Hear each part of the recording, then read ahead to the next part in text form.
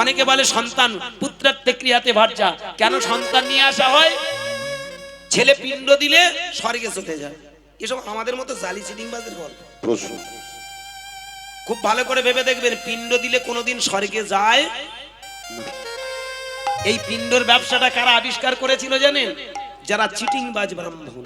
প্রশ্ন আমি বলবো পুত্র পিণ্ড মানে কোন পিণ্ড? বেঁচে থাকতে থাকতে বাবা মায়ের মুখে দুমুঠো অন্ন যদি দেয়া যায়, এই জীবন্ত যে পিণ্ডটা এইটুকু খেলেই তো বাবা সন্তুষ্ট হয়। কি বুঝাচ্ছে বাবা? হরি বল হরি বল। মরে গেলে লক্ষ্য করে দেখবেন আমরা যেটা পিণ্ড দিই কোনো কালে পিণ্ড দেয়া লাগে না। অনেকে বলতে পারেন তুমি তাহলে শাস্ত্র বিরোধী। আমি হরিবাসরে দাঁড়িয়ে একটা কথা বলবো, আপনারা প্রকৃত বেদ পড়ুন, প্রকৃত শাস্ত্র পড়ুন। যে শাস্ত্রে কোনোদিন কোনো লেখা নেই যে বাবা মায়ের জন্য শ্রাদ্ধ করতে হয়, সেখানে কোনোদিন লেখা নেই পিণ্ড দিতে হয়। প্রকৃত বেদ যদি পড়েন, ঋগ্বেদ সংহিতা ঋগ্বেদ পড়ুন, সেখানে প্রমাণ আছে শ্রাদ্ধ নয় শ্রদ্ধা। শ্রদ্ধায়তি কর্ম শ্রাদ্ধ। ভালো করে ভেবে দেখুন, কালের নিয়মে এসে গিয়েছে শ্রাদ্ধ কথাটা, কিন্তু বেদের যুগে ছিল শ্রদ্ধা। তোমার মা তোমার বাবা কষ্ট করে মানুষ করেছে, বড় করেছে, তার প্রতি তোমার একটা দায়িত্ব আছে, কর্তব্য আছে, একটা বোধ আছে, তোমার বিবেক আছে। তুমি দেখো এই যে মারা গেল মানে তুমি তাকে হারিয়ে ফেললে, আর কোনোদিনও তোমার কাছে পাবে না। তার প্রতি একটা দায়িত্ব কর্তব্য করে এই যে সবাইকে নিয়ে এসে অনুশোচনার অনলে দগ্ধীভূত হয়, সবাইকে ডেকে নিয়ে এসে তার প্রতি শ্রদ্ধা করার নাম, এটাই ছিল বেদের যুগে বাবা মায়ের কর্তব্য। কালের নিয়মে একটা দাড়ি কেটে দিল, আর এই দাড়িটা কেটে দিয়ে বলে উঠল শ্রদ্ধা নয় শ্রাদ্ধ কর। আর এই শ্রাদ্ধের নাম করে কিছু জালিয়াতি চিটিংবাজ মানুষ, তারা মানুষকে টুপি পরানো শুরু করলো। এটা আজকের নয়, হাজার বছর ধরে এই কুসংস্কারের নাগ পাশে মানুষকে দগ্ধীভূত করছে। সন্তান হয়েছে, বাবা মায়ের শ্রাদ্ধ করো, পিণ্ড দাও, তবে স্বর্গে যাবে, তা না হলে রাস্তায় আটকে যাবে। কি কল, স্বর্গের রাস্তা আছে, সেই রাস্তায় মাঝে মধ্যে আটকে যায়, আর সেই রাস্তা থেকে নাকি টেনে হিজড়ে নিতে পারে ছেলেরা। আমি মাঝে মধ্যে ভাবি এটা কোন ধর্ম, সনাতন ধর্ম নাকি বিকৃত কোনো ধর্ম? কোনোদিন কোনো ছেলে বাবা মায়ের পিণ্ড দিলে স্বর্গে যায় না। বেঁচে থাকতে থাকতে তাকে দুমুঠো অন্ন দাও, সে এখানে তৃপ্তি পায়। হ্যাঁ, শ্রদ্ধা যদি করতে হয় তবে জিয়ান্তে একটু বেশি করে শ্রদ্ধা করো। মরে গেলে তো একটা দায়িত্ব কর্তব্য থাকবে, সেটা তো তোমার জীবনের হৃদয়ের। এই পিঞ্জরে তুমি তো শ্রদ্ধা করছো, করবে। কিন্তু ভেবে দেখো, ওই রাশিকৃত জোগাড় করে খাট আনো, পালঙ্ক আনো, কি মানুষ বলুন না, মরে গেলে খাট পালঙ্ক নিয়ে আয়, এই মশারি নিয়ে আয়, এই থালাগটি নিয়ে আয়। হ্যাঁ গো, তোমার বাবা বা মা যদি মারা যায়, সে কি এসে খাবে? নেবে কারা? ওই যারা লিখে দিয়েছে। একদম ঠিক। খুব ঠান্ডা মাথায় কোনোদিন ভেবে দেখেছেন? আমি ঠাকুর মশাইকে মাঝে মধ্যে জিজ্ঞাসা করি, ও ঠাকুর মশাই, অনেক ঠাকুর মশাইকে প্রশ্ন করি, আচ্ছা তোমরা এই যে শ্রাদ্ধটা বলো, শ্রাদ্ধ মানে কি গো? বলে শ্রাদ্ধ মানে একটা কর্ম, আমাদের পুরোহিত দর্পণে। আরে পুরোহিত দর্পণে আছে, এগুলো লিখেছে কারা? প্রকৃত ব্রাহ্মণের লেখা। ভালো করে ভাবতেন আমি কথাটা বলছি। আজকের ক্যামেরার সামনে দাঁড়িয়ে এই কথাগুলো বলি বলে অনেক ব্রাহ্মণের হয়তো কষ্ট হতে পারে। আমি বলবো না বাবা, পায়ে ধরে বলছি, হরিবাসরে দাঁড়িয়ে ভগবানের দিব্যি করে বলছি, আমি প্রকৃত ব্রাহ্মণকে কোনোদিন নিন্দা করি না। প্রকৃত যারা ব্রাহ্মণ তাদের চরিত্রটা কোথায়? জন্মেন জায়তে শূদ্র সংস্কার ভাবেদ দ্বিজ, বেদ পাঠেদ ভাবেদ বিপ্র ব্রহ্ম জানতি ব্রাহ্মণ। ব্রাহ্মণ কারে বলে জানো? জন্মমাত্র সে সাধারণ, যেদিন তার গলায় যোগ্যসূত্র হয় তাকে বলা হয় দ্বিজ, মানে আর একবার জন্ম। এতদিন সংসারের জন্য জন্ম, এবার সমাজের জন্য জন্ম, কে তাকেই দ্বিজ বলা হয়। পুরোহিত, তুমি আসবে মানুষকে হিত সাধন করবে, সেটাই হবে পুরোহিতের কাজ, দ্বিজ বা পুরোহিত। জন্মেন জায়তে শূদ্র সংস্কার ভাবে দ্বিজ, বেদ পাঠেদ ভাবেদ বিপ্র। যিনি প্রকৃত জ্ঞানের জ্ঞানী। বেদ মানে কোনো বই নয়, বেদ হলো প্রকৃতির গ্রন্থ। ওই সূর্য যেমন সবাইকে সমান চোখে দেখে, এই বাতাস যেমন সবাইকে সমান চোখে দেখে, জল যেমন তার কাছে হিন্দু মুসলমান থাকে না, কোনো ভেদাভেদ থাকে না। বলুন না, একটা নদীতে হিন্দুও স্নান করছে, মুসলমান স্নান করছে, খ্রিস্টান স্নান করছে, হ্যাঁ, উঁচু নিচু সবাই। কই কোনোদিন জল বলেছে এই তোরা সব ছোট ছোট জাতগুলো এইবারে আসিসনি, আমি তোদের কোলে নিতে পারবো না, আমি স্নান করাতে পারবো না, বলেছে কি? তাহলে সেই জল যেমন সবাইকে সমন চোখে দেখে, এই বাতাস বয়ে চলেছে, কোনোদিন বলেছে কি ও হিন্দু ওকে বেশি দেবো, ও খ্রিস্টান ও কম দেবো, ও খ্রিস্টান ওকে বেশি দেবো, হিন্দুকে কথা বলেছে কি? তার কাছে সবাই সমান। এই বৈদিক জ্ঞান যার ভিতরে, সেই হয় ব্রাহ্মণ। ব্রাহ্মণ হওয়া মানে সবাইকে সমান চোখে দেখা। দেখে তো? সমান চোখে দেখে তো? প্রশ্ন। এক পাতে বসে দেখি খান, সঙ্গে সঙ্গে বলবে এই দেখ এক কাজ কর, আমি তো চ্যাটার্জি, আমি তো ব্যানার্জি, আমি তো বন্দ্যোপাধ্যায়, আর তুই তো দাস, কি তুই তো ধারা, তুই তো রং, তুই তো গায়েন, তুই তো হালদার, তুই তো মন্ডল। না, খাওয়া যাবে না। কি হরে কৃষ্ণ, টাকা দেবে মা? কোথা থেকে পেলে? ছেড়েছে বললে হবে।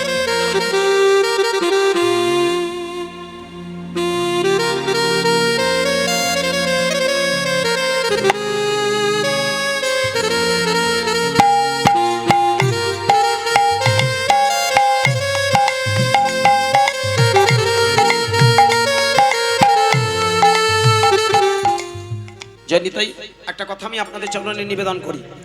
এতগুলো মানুষ বসে আছেন, অনেকের মনে অনেক সাজ জাগে যে পাগলাটাকে আমি 2-4 আনা দেবো।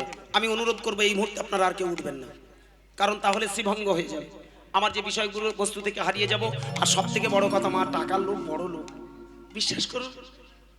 কালকের গান ছিল কোটরাখালি। কোটরাখালি নাম শুনেছেন তো? বাসন্তী, বাসন্তী কোটরাখালি মানে আপনার চুনোখালির পাশের একটা গ্রাম কোটরাখালি, ওখানেই গান ছিল।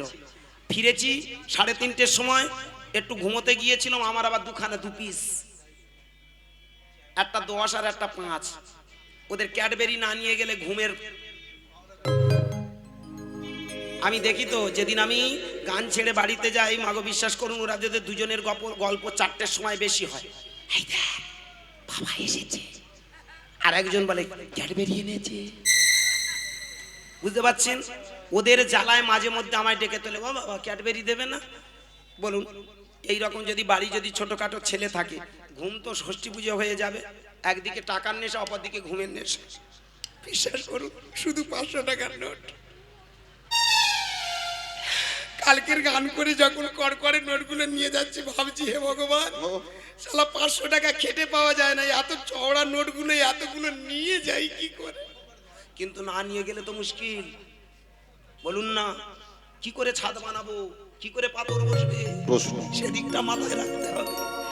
রাগ করবেন না ভক্তমণ্ডলী। হ্যাঁ গো মা, ভোরের বেলা বাড়িতে ফিরেছি, ফিরে ঘুম হয়নি, আবার ছুটে এসেছি আপনাদের কাছে। আপনারা করুণা করে আমাকে একটু সুযোগ দিয়েছেন, বিশেষ করে আমার বাবা ঠাকুর, যার করুণাতে আমার এই বাবা ঠাকুর আমার গিয়েছিল। হ্যাঁ বাবা, আমার বাবা 4 জন বাবা ঠাকুর আমার বাড়িতে গিয়ে দেখেছেন আমি ভিখারি নই। আশীর্বাদ করুন সারা জীবন যেন এমনি করে ভিখারি থাকতে পারি। টাকা আপনারা অনেক দিয়েছেন, মিথ্যা কথা নয়, ভিখারি ছিলাম, রাজা বানিয়েছে, কিন্তু আমি চাইবো সারা জীবন আপনাদের কাছে ভিখারি হাত পেতে চাইবো। এই যে মা আমায় 10টা টাকা দিয়েছে, এটা টাকা নয়, কিন্তু এটা আশীর্বাদ দিয়ে গেছে। আপনারা যে টাকাগুলো দেন, আমি আমার দৃষ্টিভঙ্গি দিয়ে দেখি, এটা টাকা নয়, আশীর্বাদ। আপনারা আশীর্বাদ না করলে আমি কোনোদিন এখানে দাঁড়াতে পারতাম না। অনেক বাবা আছেন, আমি কালকের একটা বাবা মা একটা টাকার মালা গলায় দিয়ে বুকে জড়িয়ে ধরে কাঁদতে কাঁদতে বলছে, জানো তোমার গান আমার বড় ভালো লাগে, ইউটিউবে শুনি, আজকে তোমার সামনে পেয়েছি একটা টাকার মালা। আমি বললাম, বাবা তুমি যে মালাটা দিয়েছো এটা মালা নয়, এটা আশীর্বাদ। তুমি আমার টাকাটা দিয়েছো, এটা তোমার বাহ্য কথা, কিন্তু দেখবেন আমি মনে করি আমার বাবা মায়েরা যারা যেটুকু দেন, আমি মনে করি এটা আশীর্বাদ। আমার মা, আপনি এটা আশীর্বাদ দিয়ে গেছেন। অনুরোধ করবো আপনারা এই মুহূর্তে আর কেউ উঠবেন না, লীলাটা শেষে দরকার হলে আপনারা যার যা মনস্থির, আপনারা যদি মনে করেন পাগলাকে দেব, সেটা ভাববেন পরে, এখন আর না। পারলে চেষ্টা করুন না, ওই টাকাটা নিয়ে আপনার বাড়ির যদি কোনো বুড়ো মানুষ থাকে, খাবারটা কিনে নিয়ে আপনি যান না, আপনার বাড়ির বুড়ো মানুষটাকে, শ্বশুরকে শাশুড়িকে একটু দিয়ে দেন, আমি মনে আরো বেশি খুশি হব। টাকা নিতে নিতে তো আমি তো লোভী হয়ে গেছি। চেষ্টা করুন না, বাড়ির যদি বাবা থাকে, মা থাকে, তার জন্য খাবারটা নিয়ে যান, আমি মনে দিতে খুব খুশি হব। দিতে লাগবে না, আমার লাগবে না, অনেক নিয়েছি, 2 হাত পেতে নিয়েছি, আপনারা আমাকে ভরিয়ে দিয়েছেন। যাক, একটু মন দেবেন, লাইনচ্যুত হয়ে গেলাম, ক্ষমা করবেন। হ্যাঁ হ্যাঁ গো মায়ের, দেখবেন লক্ষ্য করে জীবনের সব থেকে বড় অভাব কি? আসতে এই যে হ্যাঁ, সন্তান কথা বলতে বলতে পিণ্ড, একটা কথা মাথা রাখবেন, আমি কাউকে নিন্দা বিদ্রুপ করি না। একটা মা মরে গেল, তার শ্রাদ্ধ কিসের গো? শ্রদ্ধা করো, কিন্তু শ্রদ্ধার জায়গায় দাঁড়িয়ে আজকে ঠাকুর মশাইটা লিখে দেয়। আমি জানি না, একটা কমন সেন্স নিয়ে ভাবুন তো, একটা মানুষ যদি মরে যায়, তার জন্য খাট কি, বিছানা কেন, তার জন্য মাদুর কেন, তার জন্য মশারি কেন, তার জন্য ছাতা কেন, জুতো কেন, তার জন্য আবার হাঁড়ি কলসি আলাদা ঢেউটা, সে কি আলাদা করে খাবে নাকি? প্রশ্ন। বিষয়টা এটাই, ওই মৃত মায়ের নাম করে, বাবার নাম করে ওদের আখড়টা ওরা গুছাতে চায়। এটা ধর্ম নয়, এটা সনাতন ধর্মের একটা বড় অপসংস্কৃতি। আমি বলছি না আপনি আপনারা শ্রাদ্ধটা তুলে দিন, শ্রাদ্ধ করুন, শ্রাদ্ধের মতো শ্রাদ্ধ করুন, শ্রদ্ধায়তি কর্ম শ্রাদ্ধ। শ্রদ্ধা করুন না, যেমন করে বেঁচে থাকতে থাকতে বাবা মাকে যতটুকু পেরেছেন ভালোবাসবেন, আবার মরে গেলেও সেই ছবিটার কাছে গিয়ে প্রতিদিন। কালকের আমার একটা মা, কালকে না তার আগের দিন কাকমারিতে প্রোগ্রাম ছিল। কাকমারি মানে আপনার গোসাবা থানা, একেবারে বাংলাদেশের বর্ডারের কাছে। হ্যাঁ, পরশমণি শ্রীক্ষেত্র বলে একটা, ওখানেও অনুষ্ঠান করতে গেছি। একটা মা আমাকে প্রশ্ন করছে, ও বাবা কীর্তনিয়ারা বলে ঠাকুর ঘরে নাকি বাবা মায়ের ছবি রাখতে নেই। তা আমি বললাম ঠাকুর ঘরে আপনার বাবা মার ছবি রাখতে নেই কে বলেছে? বলে কেন, অনেক কীর্তনিয়ারা বলে ঠাকুর ঘরে বাবা মায়ের ছবি রাখতে নেই। তা আমি বললাম ঠাকুর ঘরে যদি ছবি রাখতে নেই, তা আপনি এক কাজ করুন, বাবা মায়ের জন্য আলাদা একটা ঠাকুর ঘর বানান। আর তাই যদি মনে করেন তাহলে আপনি এইটুকু ভাববেন, পৃথিবীর সব থেকে বড় ভগবান কে? বাবা মা। তাহলে বাবা মা যদি মারা যায়, আমি মনে করব কৃষ্ণকে পরে পূজা করবেন, আগে ওই ছবিটা নিজে পুজো করুন। একদম। গৌরহরিকে পরে পূজা করবেন। কোনোদিন কোনো দেবতা বলেনি যে তোমার আসলটাকে ভুলে আমাকে পূজা করো।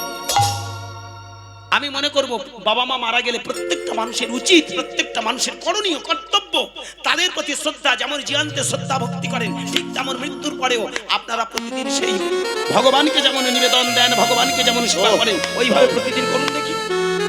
সেটাই হবে আপনার সব থেকে বড় সাধনা। আজকে আমরা ভুলে গেছি, কাছের মানুষগুলোকে ভালোবাসতে শিখুন, বাবা মাকে ভালোবাসতে শিখুন, সেটাই হবে। ওই মরে গেল যা, তোর বাবা মা স্বর্গে চলে যাবে। একটা ঠাকুর মশাইকে আমি প্রশ্ন করেছিলাম, ও ঠাকুর মশাই, এই যে বাবা মরে গেলে বা মা মরে গেলে খাট দিতে হয় কেন? সে আমায় একটা দারুণ বুদ্ধি দিয়েছে, যুক্তিও দিয়েছে। বলে জানিস, এই যে তোর বাবা মরে গেছে মানে তোর বাবার আত্মাটা পাক খাচ্ছে, একদিন নয়, দুদিন নয়, 13 দিন। আমার বাবার আত্মা নাকি পাক খাচ্ছে উপরে 13 দিন, চান্স পাচ্ছে না, প্ল্যাটফর্ম পাচ্ছে না। ওরা একটা প্ল্যাটফর্ম তৈরি করে দিল, একটা ভালো বিছানা পেতে দাও। হয়তো মরে যাওয়ার আগে একটা চট পায়নি, একটা কাঁথা পায়নি, অথচ দেখবেন মৃত্যুর পরে ওরা প্ল্যাটফর্ম বানিয়ে দিয়েছে, আয় চলে আয়। প্রশ্ন কি আমি পা দুটো জড়িয়ে ধরে বলবো, এটা কিন্তু প্রকৃত ধর্মের কথা নয়। একটা মাথায় রাখবেন। আমি জিজ্ঞাসা করলাম তাই যদি হয়ে থাকে, তাহলে ওই যে আমার বাবার আত্মাটাই আসবে, আমার বাবার আত্মা এসে ওখানে শুয়ে পড়বে, ভালো কথা, আত্মা শুয়ে পড়বে। তুমি দেখতে পাচ্ছ, আমি তো দেখতে পাবো না। তুমি ব্রাহ্মণ, আমি ব্রাহ্মণ নই, তুমি দেখতে পাচ্ছ, ভালো কথা। এইবার বলুন, এই যে দুদিকে দুটো বালিশ, বলে ওরে পাগল, ওই বালিশটা দেওয়ার একটাই কারণ, ওই আত্মাটা পাক খায়।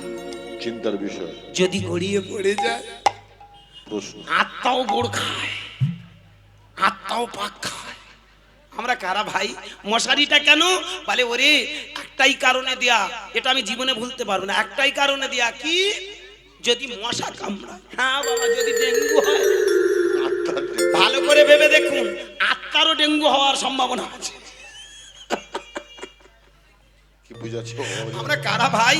অন্ধের মতো মেনে নি, এটা বোঝার আছে। তাহলে বলুন না, আত্মার থেকে আরো বড় শক্তি তো মশার নাকি? একটা আত্মা সূক্ষ্ম, তার দেখা যায় না, তাকে যদি মশা কামড়ায় তাহলে আত্মা, তাহলে কি আত্মার থেকে আরো বেশি দামি মশা?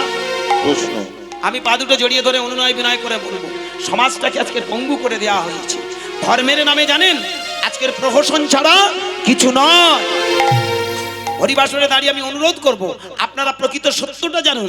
পুত্র কেন চাওয়া হয়? আস্তে একটাই কারণে আমরা পুত্র চাই, আমাদের শেষ সময় আমাদের সন্তানে যেন আমাদের পাশে থাকে। কি বাবা, প্রত্যেকটা মায়েরা ভালো করে ভেবে দেখবেন, সব মায়েরা, সব বাবা একটাই আশা করে, আমার সেই জীবনটা যেন আমার সন্তানের কাছে পড়ে আমি যেন মরি। সন্তান আমার পাশে থাকবে, চোখের সামনে আমি আমার সন্তানটিকে দেখব, ও ভালো থাকবে, আমিও ভালোভাবে জীবনটা আস্তে আস্তে কাটিয়ে দেব। এটাই তো আমরা চাই। যে কারণে ভক্তমণ্ডলী, এই বেঁচে থাকতে থাকতে কোনো সন্তান যদি বাবা মাকে ঠিক সেবা করে, আলাদা করে তার আর ভগবান সেবা লাগে না।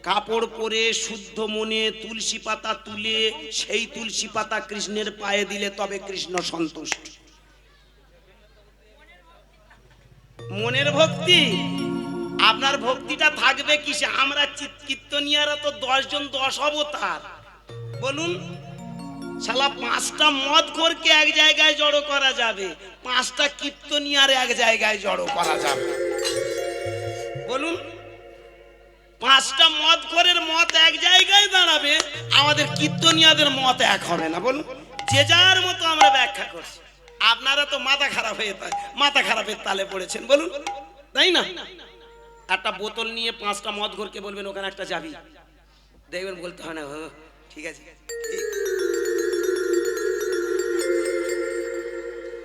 কি কিন্তু 5টা কীর্তনিয়াকে বলুন তো, ওখানে বসে একটা মিটিং হচ্ছে, আয় তোরা সকলে মিলে একটা সিদ্ধান্ত নে, যেটা বলবি তোরা একটা বল না। সেদিন দেখি একজন বলছে, ওমা যখন তখন হরিনাম নয়, কীর্তন করতে গেলে, হরিনাম করতে গেলে, ভগবানকে ভালোবাসতে গেলে কি করতে হবে? তুলসী পাতা তুলতে হবে। আস্তে, কটা পাতা? কটা পাতা তুলতে হবে? 3টে পাতা। শুনুন কিভাবে ভগবানকে ডাকতে হয়, শুনে রাখুন। স্নান করবেন, ওই শো কাপড়ে, ভিজে কাপড়ে 3টে তুলসী পাতা তুলবেন। কীর্তনিয়ার বক্তব্য শুনুন। এবার ভিজে কাপড়ে তুলসী পাতা তোলার সময় বলবে কি? ডালে কৃষ্ণ পাতায় হরি, সরে যাও কৃষ্ণ তুলসী পাতা তুলি। মানে কি? ইদানিং কৃষ্ণ পর্যন্ত ছুটে গিয়ে তুলসী গাছে ঠেলে উঠতেছে। হাসি নয়, দেবতারা আর কোনো মন্দিরে ঠাঁই পাচ্ছে না, সব গাছের উপর ঠেলে উঠছে। কি বলুন? আমরা কারা ভাই? বুঝতে গেলে মাথা খারাপ হয়ে যাবে। এক জন্মে আমাদেরকে চিনতে পারবেন না, আপনারা ঘুরে ঘুরে আসুন, বারবার জন্মান, আর আমরাও ভগবানের কাছে প্রার্থনা করি, হে ভগবান, প্রতিদিন ধূপ দিয়ে বলি, হে ভগবান, এমনি করে যেন বারে বারে চিটিংবাজ হয়ে জন্ম। হ্যাঁ গো মা, আপনারা কি সাধনা করেন জানি না, আমি কিন্তু প্রতিদিন বলি, হে ভগবান, আগামী জন্মে যেন একটা বড় কীর্তনিয়া হই, লোকের যেন আচ্ছা রকম মূল্য দিতে পারি। হরে কৃষ্ণ। আমরা কারা? চিনতে গেলে মাথা খারাপ হয়ে যাবে ভক্তমণ্ডলী। আস্তে আস্তে এইবার মজাটা দেখো, অনেক কিছু যাচ্ছে, পরে বুঝতে পারবে ওর ভেতর কি আছে। সাপের খেলা হবে।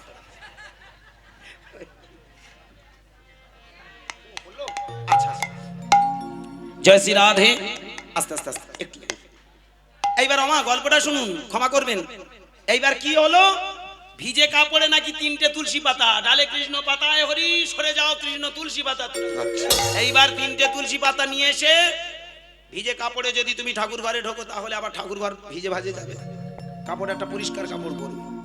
হরিনাম করার আগে এই প্রসেসগুলো শিখুন, কীর্তন করার আগে এই সিস্টেমগুলো জানুন, তা ভালো কথা। এইবার কি হলো? ওই তুলসী পাতা তুলে আস্তে আস্তে গোবিন্দ মন্দিরে দেবে। কোন ভাই দিতে হয়? উল্টো ভাই না শো ভাই? ই আবার কায়দা আছে, কেউ বলে এই ভাই লাগাও, কেউ বলে না ওই ভাই লাগাও। বলুন কোন ভাই লাগাতে হয় মা? এর জন্য আমাদের অনেক কীর্তনিয়া আছে, আমি আর নাম বলবো না। সে উল্টো ভাই লাগাতে হবে কি শো ভাই লাগাতে হবে শেখাবে।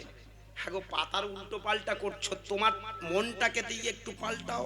নিজে বোঝো কি পাতা নিয়ে তোমার এত সমস্যা হচ্ছে, এপার নয় ওপার, ওপার নয় এপার, হ্যাঁ? তা তোমার মনটাকে একটু পাল্টিয়ে দাও না, যে এত খুঁতখুঁতানি কেন? কি আজকের হরিবাসরে দাঁড়িয়ে আমার একটা অনুরোধ, ভালো করে ঠান্ডা মাথায় ভেবে দেখবেন, যত বেশি খুঁতখুঁতানি মনের ভিতরে ঢোকাবেন, তত দেখবেন আপনি খেয়ে হারিয়ে ফেলবেন।